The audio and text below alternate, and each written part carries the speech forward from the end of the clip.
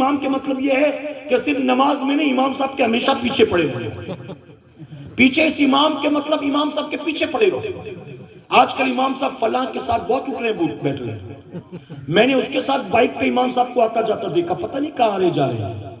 امام صاحب ذرا اس کے ساتھ دوستی کم کرنا، وہ آدمی صحیح نہیں ہے۔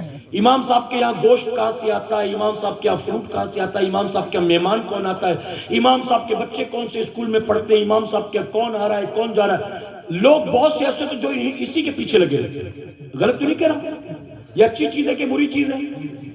جی میں کہتا ہوں سنیوں، اگر امام سے محبت ہی کرنا ہے نا، امام سے محبت ہی کرنا ہے تو کبھی آپ کے گھر کچھ اچھا بنے نا تو لے جا کر امام صاحب سے کہے کہ حضرت آج میرے گھر یہ بنا تھا، جی چاہا کہ میں اچھا کھاؤں تو میری مسجد کا امام بھی اچھا کھائے، میں اچھا کھاؤں، میرے گھر میں کھانا اچھا بنے تو امام کیوں روکا سوکھا کھائے، میرا امام بھی اچھا کھائے۔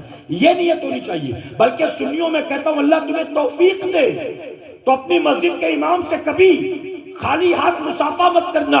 تمہیں لاکھوں کروڑوں سے اللہ نے بھلے نہیں نوازا، غریب ہو، دن کا 200-400 ہی کماتے ہو، لیکن امام سے مصافحہ کرنا۔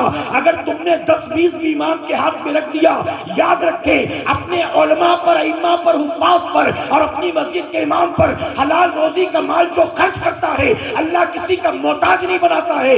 اپنے امام کی خدمت تو کر، تیرے رزق میں اللہ غیب سے برکت عطا کرے گا۔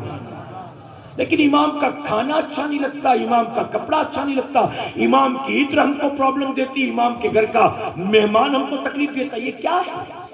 ملفوظات غریب نواز میں لکھا ہے ایک نوجوان جو علماء سے بہت بغض رکھتا تھا، کبھی بھی اس کے سامنے علماء کا ذکر ہوتا، عالم کا، تو کہتا یار ان لوگوں کی بات مت کیا کرو، میں ان کو بہت اچھے سے جانتا ہوں، ان لوگوں کی بات میرے سامنے مت کرو۔ یوں علماء کے بارے میں بکواس کرتا تھا۔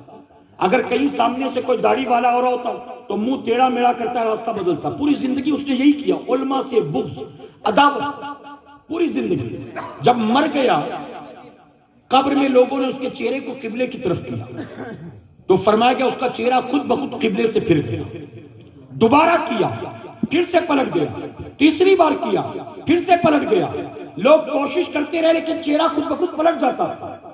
اس دور کے ایک بزرگ کے پاس لوگ گئے، لوگوں نے کہا حضور بات کیا ہے؟ لڑکا نمازی تھا، نیک تھا، کسی کا قرضہ بھی باقی نہیں، کسی سے لڑائی جھگڑا بھی نہیں، ہم کو نہیں پتا کہ اس میں کیا برائی تھی، اس کا چہرہ قبلے کی طرف ہوتا ہی نہیں ہے۔